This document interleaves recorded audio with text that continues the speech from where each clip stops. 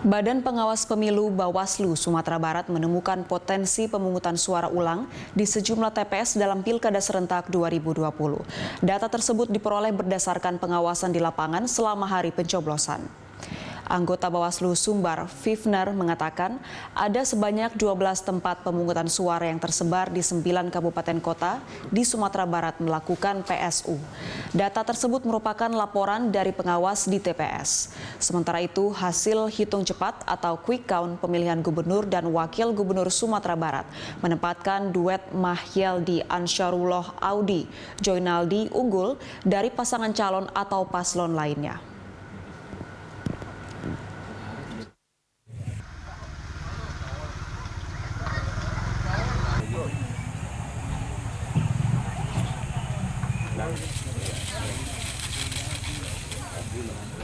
Dan untuk mengetahui informasi terkini terkait pemungutan suara ulang di Pilkada Sumbar kemarin, kita bergabung dengan kontributor Berita 1 TV, Aidil Ikhlas dari Padang, Sumatera Barat. Aidil, bagaimana jalannya proses pemungutan suara ulang yang digelar di Sumbar hari ini? Ya, Anggita dan pemirsa, hari ini berlangsung pemungutan suara ulang di 12 TPS yang tersebar di 9 kabupaten kota yang ada di Sumatera Barat. Proses PSU ini hingga kini masih berlangsung karena sesuai jadwal itu memang seperti pada pilkada hari pemungutan suara pada 9 Desember lalu, yakni dimulai pukul 7 pagi dan akan berakhir pada pukul 13 waktu Indonesia Barat sebentar lagi.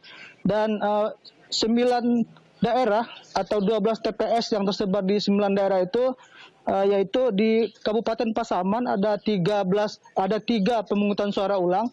Satu diantaranya pemungutan suara ulang untuk pemilihan gubernur dan wakil gubernur dan 2 pemungutan dan 3 untuk pemungutan suara ulang bupati di sana. Kemudian di Kabupaten Pasaman Barat ada 2 pemungutan suara ulang.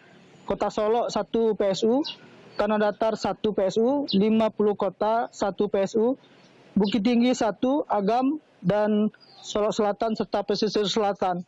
Dan pelaksanaan pemungutan suara ulang ini tepat pada hari keempat setelah pemungutan suara pada 9 Desember lalu.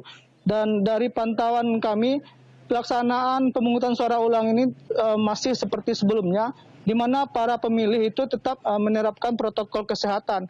Mulai dari kedatangan mereka di TPS, mereka harus diperiksa suhu tubuh, kemudian cuci tangan, kemudian juga diberikan sarung tangan plastik oleh petugas, kemudian baru bisa melaksanakan pencoblosan. Seperti yang terpantau di TPS 3 Nagari Barung Balantai, Kecamatan Koto 11 Tarusan. Di sana sebanyak 346 warga yang masuk dalam daftar pemilih tetap hari ini mulai melaksanakan pemungutan suara, dan petugas KPPS di sana menargetkan partisipasi pemilih di hari pemungutan suara ulang ini masih bisa naik atau sama seperti sebelumnya, yakni pada 9 Desember lalu ada 193 DPT yang hadir. Kemudian juga seperti di TPS 9 Nagari Lubuk Gadang, Kecamatan Sangir, Kabupaten Solok Selatan juga dilakukan pemungutan suara ulang. Dan pemungutan suara ulang ini diharapkan masih bisa berjalan seperti biasa dan kendala cuaca tidak menjadi persoalan di sana nantinya. Anggita. Lalu apa alasan dari KPU menggelar pemungutan suara ulang di 12 daerah di Sumatera Barat? Ya, dari 12.500 lebih TPS yang ada di Sumatera Barat ini, pengawas pemilu yang waktu 9 Desember lalu tersebar di sejumlah TPS itu menemukan adanya sejumlah pelanggaran yang terjadi pada hari pemungutan suara itu. Pelanggaran itu seperti adanya ditemukannya pemilih dari luar kabupaten kota yang melaksanakan pemungutan suara atau mencoblos di TPS meski mereka tidak memiliki A5 KWK. Kemudian juga ada ditemukan 2 pencoblos atau 2 pemilih yang mencoblos di 2 TPS berbeda. Itu ditemukan seperti di Sangir, Solok Selatan. Kemudian juga ada ditemukan pemilih dari luar Sumatera Barat yang memilih di salah satu TPS.